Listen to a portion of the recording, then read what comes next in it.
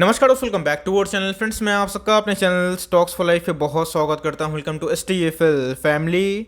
Dear film buffs आपको पता है कि शाम को हमारी एक वीडियो आती है स्टॉक फटाफट या फिर न्यूज़ फटाफट, जहाँ पे वीडियो एक चर्चा ने कौन स्टॉक में क्या न्यूज़ आ रही है और क्या बेस्ट बैंक लेवल इमर्ज हो रहा है। इतना फ्रेंड्स आपके लिए होमवर्क करके लाता हूँ। आपसे रिक्वेस्ट है वीडियो के एंड तक बने रहें। चैनल फर्स्ट टाइम होंगे सब्सक्राइब कर सकते हैं इस तरह की क्वालिटी कंटेंट को सबसे पहले एक्सेस करने के लिए। Now without delaying any for time, let's begin. Finally बात की जाए वेदांता की, तो जी हाँ दोस्तों, एक अच्छी कंपनी है, मेटा को बिलोंग करती है और उन्होंने गाइस 18 रुपये 50 पैसे के अमाउंट का डिविडेंड डिक्लेयर कर दिया है। और अगर आप देखें तो ये पूरा जो दोस्तों अमाउंट हो रहा है ये 6000 करोड़ के ऊपर भी हमें देखने को मिल रहा है। तो जी हाँ दोस्तों, ये बहुत बड़ी अपडेट है और अगर आप इसको ओन करते हैं तो गाइस ये बहुत बड़ा डिविडेंड अमाउंट होता है। बिकॉज अगर आप वेदांता के शेयर प्राइस को ऑब्जर्व करें 300 के भाव पे दिखाई पड़ता है, लेकिन दोस्तों उस हिसाब से अगर आप देखें तो 18 रुपीज़ 50 पैसे का जो डिविडेंड है अपने आप में ही बहुत ही भारी भरकम अमाउंट हमें देखने को मिल जाता है। आज के भाव की बात की जाए, आप देख सकते हैं कि आज के भाव में दोस्तों हमें 1.5% के आसपास गिरावट देखने को मिल रही है और 300 के नीचे सर्वाइव करने की कोशिश कर रहा है। ऑल्दो मेटल की बात की जाए तो साइक्लिक होता है, को पता है कि लॉन्ग टर्म में काफी वोलेटाइल हमें देखने को मिलता है। इसलिए गाइस मैं वेदांता को जनरली कवर नहीं करता हूं। बिकॉज इधर पर आप देखें तो स्विंग ट्रेड का अच्छा मौका हो सकता है। अगर आप देखें चार्ट पैटर्न तो हमें अप्स एंड डाउन देखने को मिलते हैं। इसके पहले गाइस डिलिस्टिंग को लेकर बहुत बड़ी अपडेट हमें निकल के आ रही थी, लेकिन मंजूरी शेयर होल्डर्स ने नहीं दी, जिसकी वजह से इनका जो प्लान था वो फ्लॉप हमें होता हुआ देखने को मिला। ऑल्दो गाइस ये 18 रुपये 50 पैसा बहुत बड़ा डिविडेंड होता है, तो अगर आपने लिया हुआ है तो उसको कंटिन्यू करिए। बट दोस्तों मेरे हिसाब से डिविडेंड के चक्कर में मत जाइए। बिकॉज स्टॉक की बात की जाए तो इनके चाल काफ़ी वोलेटाइल है। ऑल्दो मेटल में काफ़ी हमें रिकवरी देखने को मिल रही है, बट दोस्तों फॉर लॉन्ग टर्म मुझे कंपनी उतनी प्रॉमिसिंग दिखाई नहीं पड़ती। मार्केट में ऐसे अच्छे बहुत सारे स्टॉक्स हैं, तो वहाँ पर जाना बहुत ही मैं पसंद करूँगा या फिर सजेस्ट करूँगा कि उधर पे जाना बेटर होगा। लेकिन मेरे हिसाब से गाइस अगर आप लिए हुए हैं तो कंटिन्यू करें और लेना चाहते हैं तो अपनी कन्विक्शन के संग आप कर सकते हैं। बट लॉन्ग टर्म के लिए गाइस ये उतनी प्रॉमिसिंग कंपनी में दिखाई नहीं पड़ती। इस बात की जाए आज के दिन हमें 2% के आसपास गिरावट देखने को मिल रही है इंडिया मार्ट इंटरमेश के शेयर में। जी हाँ दोस्तों, एक डेफरी कंपनी है और B2 बिजनेस की सबसे पुरानी और लार्जेस्ट कंपनी दिखाई पड़ती है। मैक्सिमम मार्केट शेयर इन्हीं के देखने को मिलते हैं। बहुत ही अच्छा मैं बोलूँगा गाइस गोल्डन अपॉर्चुनिटी है कि आप चाहें तो लॉन्ग टर्म के लिए SIP की वजह से इसको उठाना स्टार्ट कर सकते हैं। तो पता है कि 2 दिन पहले मंडे के दिन इसमें 9-10% के आसपास एक तेजी हमें देखने को मिली थी। ऑल्दो आप देखें तो स्टॉक का प्राइस प्रीवियस कुछ समय से 500% के आसपास उन्हें डिलीवर कर चुका है। बट मेरे हिसाब से गाइस जितना गिरे उतना उठाइए। बिकॉज मुझे लगता है कि इस तेज मार्केट में इसमें हमें वैल्यू दिखाई पड़ रही है। और वैल्यू क्यों दिखाई पड़ रही है? बिकॉज इनके Q1 के नंबर्स आउटस्टैंडिंग आए थे और इनका जो रेवेन्यू गाइडेंस है वो भी हमें बहुत ही प्रॉमिसिंग देखने को मिल रहा है। और जितना टेक्नोलॉजी आगे बढ़ेगा ये सब कंपनी आने वाले कल में उतना ही अच्छा कर सकती है। तो जी हाँ दोस्तों, इस तेज के मार्केट में मेरी हाई रिकमेंडेशन आप चाहें तो for long term make sure दोस्तों फॉर लॉन्ग टर्म इधर पे SIP की वजह से उठा सकते हैं। ऑल आप देखें तो स्टॉक का प्राइस काफ़ी महंगा हो चुका है, तो हो सकता है कि आने वाले कल में कंपनी आपको स्पीड देकर रिवॉर्ड कर दे, तब दोस्तों ट्रेडिंग आसान हो जाएगी। तो F1 में इसकी एंट्री हो चुकी है। आप चाहें तो CMP में उठा सकते हो, लिए हुए हैं तो आराम से कंटिन्यू करें। बिकॉज इसमें वॉल्यूम्स वापस आना स्टार्ट हो चुकी है। बिकॉज ये F1 का स्टॉक बन चुका है, तो लॉन्ग रन में गाइस इसमें काफ़ी पोटेंशियल दिखाई पड़ जाता है। इस बात की जाए ICICI बैंक की, तो गाइस आज इसने अपना फ्रेश हाई को टच किया, उसके बाद हमें एक सडन प्रॉफिट बुकिंग देखने को मिली। बिकॉज निफ्टी की बात की जाए आपने ऑब्जर्व किया होगा कि स्टार्टिंग में हरे थे, उसके बाद लाल में हमें देखने को मिले। तो सेम दोस्तों हमें अगर आप देखें तो इधर पे एक टॉप बनाता हुआ देखने को मिला और बहुत दिनों के बाद गाइस ICICI बैंक ने फिर से अपना फ्रेश हाई को टच कर लिया है। इस बैंक NBFC का अभी ट्रेंड आने वाला है, तो जितना लोअर लेवल पे आप चाहें तो ICICI बैंक से दिग्गज कंपनी को उठा सकते हैं। पोर्टफोलियो की बात की जाए तो जी हाँ दोस्तों, लॉन्ग टर्म पोर्टफोलियो में मैंने इसको होल्ड एंड कंटिन्यू किया। बहुत इनिशियल लेवल से मैं इसको कंटिन्यू कवर करता आ रहा हूँ। जब ये 300-350 के भाव पे था गाइस, तब से मैं इसको कवर करता आ रहा हूँ। आज के भाव की बात की जाए आप देख सकते हैं कि 700 के ऊपर है। इसके पहले गाइस ये 670 के आसपास 680 के आसपास भी गया था। उसके अगर आप देखें तो 30-40 पॉइंट का मूवमेंट दे दिया है। तो लॉन्ग टर्म वाले आराम से कंटिन्यू करें। बिकॉज अभी भी बहुत सारे ब्रोकर्स का कम से कम दोस्तों टारगेट इसका 825 से लेकर 900 के आसपास है। तो मेरे हिसाब से डाउन साइड बहुत ही कम है और गलती से भी आपको 700 के नीचे मिलता है तो वहाँ पे धीरे धीरे अकोमोडेशन करें। बिकॉज बैंक निफ्टी जब तेज होगा तो भाई ICICI बैंक उसमें बहुत ही अच्छा रोल प्ले कर सकती है। इस बजाज फाइनेंस की बात की जाए आज हमें थोड़ी सी गिरावट देखने को मिली, मतलब फ्लैट कारोबार देखने को मिल रहा था। 7500 के नीचे क्लोजिंग हमें देखने को मिल रही है।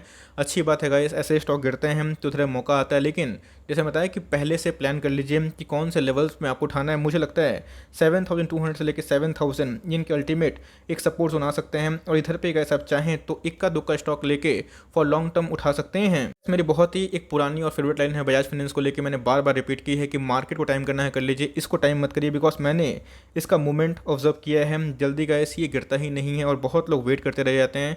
इसलिए बोलता हूँ लॉन्ग टर्म तक अगर आप होल्ड एंड कंटिन्यू करते हैं तो शॉर्ट टर्म में टेक्निकल्स फॉलो करने वाले थोड़े से ऑफकोर्स एक सही मार्जिन मिलता है, लेकिन बहुत बार दोस्तों अपने बाइंग जोन में आता भी नहीं है। तो ऐसे स्टॉक को दोस्तों टारगेट बनाइए कि लॉन्ग टर्म में आप इसको कितना उठा पाएँ। तो मेरे हिसाब से गाइस बजाज फाइनेंस की बात की जाए तो रिटेल सेगमेंट में ये बहुत ही प्रॉमिसिंग कंपनी दिखाई पड़ती है और इसमें पूरा ग्रोथ विजिबल है।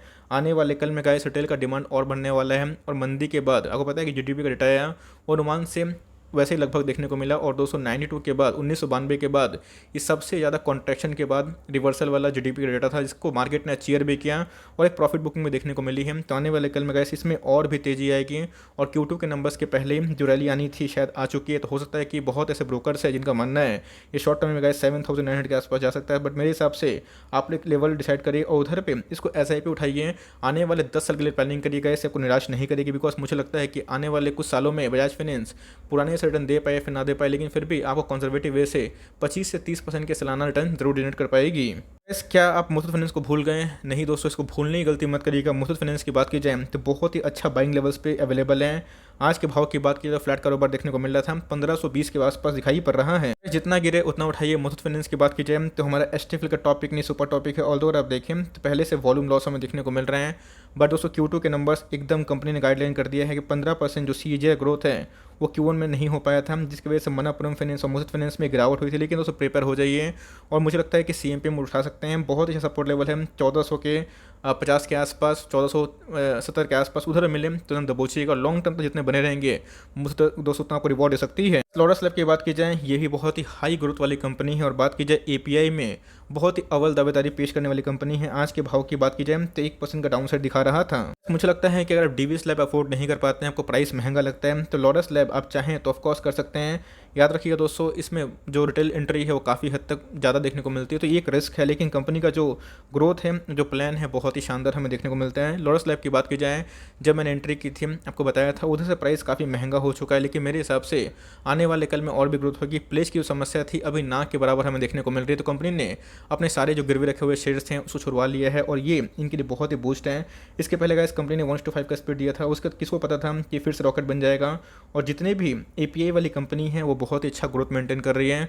तो मेरे हिसाब से अगर आपको कंपनी चाहिए फार्मा से तो आप लॉरस लैब को स्टडी करके 650 के नीचे धीरे धीरे उठा सकते हैं। फॉर लॉन्ग टर्म जितना बने रहेंगे मुझे लगता है कि लॉरस लैब आपको उतना रिवॉर्ड कर सकती है। एकदम बहुत ही टॉप नॉच इनके फाइनेंशियल हमें दिखाई पड़ जाते हैं। IEX की बात की जाए आज हमें 11% के आसपास तेजी देखने को मिल रही थी। तो सेम दोस्तों इंडिया मार्ट का भी नंबर आएगा, क्योंकि प्राइस काफ़ी महंगा है तो लोग उतना अफोर्ड नहीं कर पाते। लॉट साइज़ की बात की जाए इंडिया मार्ट की तो 75 के आसपास दिखाई पड़ता है और इनका लॉट साइज़ बहुत ज़्यादा इंडिया मार्ट से अगर आप देखें तो कम से कम 1000 के ऊपर देखने को मिलता है।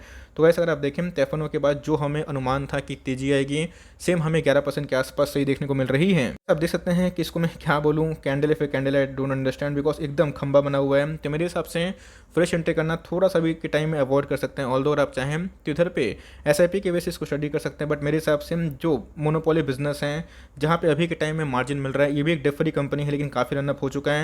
आप चाहें जिसको भी अवॉइड कर सकते हैं। और जो अच्छे स्टॉक ASM लिस्ट में हैं जिनमें वॉल्यूम लॉस हो रहा है, टेम्पोरी बेसिस पे गिर रहे हैं लेकिन परमानेंट बेसिस पे नहीं गिरेगा और भागेगा, उन सब फोकस कर सकते हैं। और लिए हुए हम तो आराम से होल्ड एंड कंटिन्यू करें। कंपनी की बात की जाए तो चलाने के लिए बहुत ही कम पूंजी की आवश्यकता होती है और FNO के एंट्री के बाद वॉल्यूम्स काफ़ी बढ़ जाएंगे। तो IEX हमारा बहुत ही एक अच्छा स्टॉक देखने को मिलता है। आप चाहें तो निवेशित रह सकते हैं और निवेश करना चाहते हैं इस भाव पे भी तो मुझे लगता है कि एक डिप का इंतजार कर सकते हैं। 530 से लेकर 520 के आसपास एक डिप मिलता है तो उधर पर एंट्री करें। अदरवाइज स्टॉक भागता है उसको भाग जाने दीजिए, उसको चेस मत करिए, आपके बाइंग लेवल्स पे आएगा और धीरे धीरे उठा सकते हैं। बट मेरे हिसाब से आपको बेटर मार्जिन में गाइस अभी बहुत सारी कंपनीज अवेलेबल दिखाई पड़ जाते हैं। इस SBI लाइफ की बात की जाए बहुत ही बार मैंने कवर किया था और एक ही बात बताया था, तू जितने भी कर ले सितम हंस के सहेंगे हम, लेकिन तेरा पीछा ना छोड़ेंगे हम, क्योंकि फंडामेंटल में है तेरे दम। आप देख सकते हैं कि दोस्तों आज के दिन हमें लगभग 2% के आसपास तेजी देखने को मिल रही थी और दोस्तों इसने 1200 का भी जो लेवल है उसको क्रॉस करने की कोशिश की है। जल्दी ही एक नया ब्रेकआउट देखने को मिलेगा और मैंने कंटिन्यूसली बेसिस पे आपको एक बात बताई है, आपको अच्छे से याद होगा कि इसके अंदर कंटिन्यूसली स्टेक सेल हमें देखने को मिल रहा था। हर एक प्राइस पे जो इनके एग्जिस्टिंग एक इन्वेस्टर्स हैं कार्लाइल ग्रुप वो निकल रहे थे इसमें और SBI कार्ड्स में। और मैंने आपको उस समय बताया था कि छोटी मोटी गिरावट से पैनिक ना करें, जिनको निकलना है उनको निकल जाने दीजिए, बिकॉज आने वाले कल में इंश्योरेंस सेक्टर बहुत अच्छा बूम कर सकता है। कंपनी की बात की जाए Q1 के प्रोविजन की वजह से, मतलब कोविड के प्रोविजन की वजह से और बहुत सारे क्लेम की वजह से इनके प्रॉफिट डाउन थे, लेकिन उसके बावजूद भी बहुत सारे ब्रोकर्स ने बहुत ही बुलिश एस्टीमेट दिया था और मैंने आपको उस समय आपको अच्छे से याद होगा 1250 का टारगेट दिया था। और मुझे लगता है गाइस कि ये 1250 के हम 1350 को छोड़ के 1400 का लेवल लेवल भी आने वाले कल में अचीव कर सकती है। तो जी हाँ, इस बात से कैरिड अवे मत हो जाइएगा। फॉर लॉन्ग टर्म अगर आप अभी भी निवेश नहीं किए हैं तो अगर आप देखें तो कोविड के पहले जो हाई था उससे बहुत नहीं भागा है। तो मेरे हिसाब से आप इसमें SIP कर सकते हैं, ऑलरेडी ऑल टाइम हाई पे हैं, 1200 को नीचे आता है दोस्तों। तो हर डिप में SBI लाइफ इंश्योरेंस को या फिर HDFC लाइफ इंश्योरेंस को आराम से धीरे धीरे फॉर लॉन्ग टर्म उठाते रहिए, बिकॉज इंश्योरेंस कंपनी 2030 तक एक मैसिव पैसे बना के देगी। इस बात की जाए एक्सिस बैंक की, तो जी हाँ दोस्तों, KYC नॉर्म्स को लेके RBI ने इसमें 25 लाख का पेनल्टी लगा लिया है। तो क्या इधर पे गिरावट होगी? मुझे ऐसा लगता नहीं है। बहुत ही करोड़ों का बिजनेस हमें देखने को मिलता है, 25 लाख कुछ नहीं होता। बट यस, एक नेगेटिव न्यूज़ तो है। आज के भाव की बात की जाए तो 1.5% के आसपास तेजी है। तो इधर पर अगर आप देखें तो अगर आपको लगता है कि ICICI बैंक महंगा हो चुका है, तो एक्सिस बैंक में एक बहुत अच्छी अपॉर्चुनिटी है, अपने प्री कोविड लेवल को भी नहीं तोड़ा है। तो आने वाले कल में जैसे बैंक निफ्टी में रैली आएगी, एक्सिस बैंक बहुत पार्टिसिपेट कर सकता है। बहुत सारे ब्रोकर्स का बहुत ही बुलिश टारगेट है। बहुत लोगों ने तो भाई 900 के ऊपर भी दिए है टारगेट, बहुत लोगों ने तो 1050 तक भी टारगेट दिया है। तो एक्सिस बैंक की बात की जाए तो याद रखिएगा दोस्तों, एक्सपेंसिव बैंक है, क्योंकि इनके अगर प्राइस टू अर्निंग देखें तो भाई बहुत ज़्यादा देखने को मिलते हैं। तो मेरे हिसाब से दूसरा बैंक अभी के टाइम में बहुत ही अवेलेबल है। तो एकदम स्ट्रॉन्ग रिकमेंडेशन है कि HDFC बैंक, ICICI बैंक, उसके बाद आप चाहें तो कोटक या फिर इसमें स्टडी कर सकते हैं। मुझे अभी से मार्जिन दिखाई पड़ रहा है, लेकिन वैल्यूएशन महंगे हैं। तो कोई भी भारत के टॉप 3-4 बैंक में अगर आप निवेश किए हुए हैं तो निवेश कर रहे हैं। बैंक को बेचने की गलती मत करिएगा, बिकॉज बैंक जब हाई लगाएंगे तो आपको सारे पैसे ये रिकवर करवा देंगे। लेकिन मेरे हिसाब से आपको कुछ क्वार्टर का वेट करना पड़ सकता है। टाइटन क्यों भाग रहा है? बिकॉज अगर आप देखें तो आज के दिन भी हमें 1% की तेजी देखने को मिल रही थी और धीरे धीरे 1950 के भाव पर चल रहा है। बिकॉज गाइस, आने वाले कुछ महीनों में फेस्टिव सीजन आ रहा है। वो पता है कि बहुत सारी शादी कोविड की वजह से कैंसिल हो गई थी, तो ज्वेलरी नहीं बिके थे। लेकिन दोस्तों अब धीरे धीरे मैं देख रहा हूँ कि शादी पे शादी आ रही है, इन्विटेशन पे इन्विटेशन आ रहा है। तो बहुत लोग जो अपने प्लान को पोस्टपोन किए थे उसको फिर से रिज्यूम कर रहे हैं। तो भाई ज्वेलरी एकदम पीक पे चल रहा है। देख सकते हैं किसी की वजह से दोस्तों ये 1950 के आसपास आ चुका है। अगर आप प्राइस टू अर्निंग देखें तो 134 के आसपास है, ऑलमोस्ट 1.5 लाख करोड़ से ऊपर की मार्केट कैप है। एकदम दोस्तों ये अपने ऑल टाइम हाई पे है। तो अभी मैं बोलूँगा कि इसको चाहे तो अवॉइड कर सकते हैं, बिकॉज ये बहुत ज़्यादा भाग रहा है। एक डिप आता है 1870 के आसपास, 1850 के आसपास, जो एकदम पॉसिबल है। तो वहाँ पे एंट्री पॉइंट हो सकती है, इस लेवल को याद रखिएगा। लेकिन मुझे लगता है गोल्ड वाली कंपनी में निवेश करना है। तो मुथूट फाइनेंस अभी इस भाव पे सही ट्रेड करता हुआ दिखाई पड़ रहा है। तो उधर पे मैं जाना पसंद करूंगा। लेकिन आप लिए हुए हैं तो बहुत ही शानदार एक अच्छी कंपनी है, जेम कंपनी है, आप इसको कंटिन्यू कर सकते हैं। यस, एक और भी कंपनी है वैभव ग्लोबल, अगर आप उसमें भी निवेशित है तो आराम से निवेशित रहें। अभी की बात की जाए तो वैभव ग्लोबल में बहुत ज़्यादा मार्जिन मिल रहा है, लेकिन उसमें बहुत जल्दी रिवर्सल हमें देखने की उम्मीद हो सकती है। तो दोनों में से कोई भी कंपनी में अगर निवेशित किए हो तो कंटिन्यू करें, लेकिन फ्रेश एंट्री के लिए वेट एंड वॉच कर सकते हैं। इस लेवल मिले तो सही है, अदरवाइज अभी के टाइम में अवॉइड करके दूसरा जो शेयर अवेलेबल है उस पर नजर रख सकते हैं। इस बात की जाए एम्बर इंटरप्राइज बहुत दिनों के बाद दोस्तों ये 3000 के लेवल के ऊपर आने की कोशिश कर, और आज हमें 4% के आसपास तेजी देखने को मिल रही थी। एम्बर की बात की जाए, वोल्टास की बात की जाए, वर्लपूल को छोड़ के जितनी भी AC वाली कंपनीज है आज इसमें एक अच्छी खासी हमें रैली देखने को मिली। याद रखिएगा दोस्तों, एम्बर की जब मैं बात करता हूँ तो हम लोग बात करते हैं आत्मनिर्भर भारत की। इसमें दोस्तों PLI स्कीम से इनको आने वाले कुछ महीनों में, कुछ सालों में अच्छी खासी बेनिफिट मिलने के चांसेस है। ऑल्दो AC के सेल्स डिक्लाइन थे, जिसकी वजह से इनमें प्रॉब्लम देखने को मिल रहा है। और बीच में ये 2750 के आसपास आया भी था, 2800 के आसपास भी, और मैंने बताया भी था आप चाहें तो इन सब में निवेश कर सकते हो। निवेशित हैं तो कंटिन्यू करें। हमें दोस्तों जो मेक इन इंडिया का जो संकल्प है वो पॉजिटिव देखने को मिल रहा है, और इंडिया नंबर 2 पे आ चुका है चाइना के बाद। तो ये बहुत ही बड़ी अचीवमेंट है, और मुझे लगता है कि एम्बर में आने वाले कुछ महीनों में, कम से कम 1-2 क्वार्टर के बाद जब नेक्स्ट गर्मी आएगी दोस्तों, तब एक बहुत ही बड़ा विस्फोट होगा। ऐसे UBS की बात की जाए तो वैसे उन्होंने 3850 टारगेट दिया है। तो मेरे हिसाब से आप कंटिन्यू करें और फ्रेश बाइंग एकदम कर सकते हैं फॉर लॉन्ग टर्म। गिरता भी है 2750, बहुत ही अच्छा इंपॉर्टेंट लेवल है। आप चाहें तो उसका भी वेट कर सकते हैं, उधर भी बहुत ही बेस्ट बाइंग लेवल होगी। अगर चाहें तो धीरे धीरे SIP की वजह से मेक इन इंडिया का जो स्टॉक है अगर आपको पसंद है तो आप कंटिन्यू कर सकते हैं और CMP में बाई कर सकते हैं। बहुत ही दिग्गज कंपनी है आइशर मोटर्स, 20,000 के ऊपर का प्राइस था। अभी के भाव की बात की जाए 2700 के आसपास है। आज के भाव की बात की जाए तो फ्लैट कारोबार था। आइशर मोटर्स की बात की जाए एक बहुत बड़ा वेल्थ क्रिएटर रहा। अगर आप देखें तो इसने मैसिव पैसे बना के दिए हैं बुलेट के दम पे। तो ये दोस्तों अभी की बात की जाए तो बुलेट का नया मॉडल लॉन्च होते हुए देखने को मिला। बुलेट में गाड़ी की बात बोल रहा हूँ, रॉयल एनफील्ड उसका नाम है। तो उधर पे ये इसके लिए पॉजिटिव सेंटीमेंट हो सकता है। तो मेरे हिसाब से CMP फॉर लॉन्ग टर्म अगर आप इधर पर निवेश कर रहे हैं, सोच रहे थे निवेश करने का, आई बनाए हुए थे मोटर वाली कंपनी पे, तो आइशर मोटर्स भी अच्छे भाव पे है। बात की जाए बजाज ऑटो तो वही बहुत सही भाव पे हैं, और बाकी जो हीरो मोटर कॉप तो वो भी कैसे बहुत ही सही भाव पे हैं। और सारे मोटर वाली कंपनी पे निवेश करना सही नहीं होता, लेकिन एचडीएफसी में बजाज ऑटो बहुत ही अच्छी कंपनी है। आप चाहें तो आइशर मोटर्स पे, और तीनों में से जो भी आपको पसंद कंपनी लगती है, CMP में फॉर लॉन्ग टर्म उठा सकते हैं।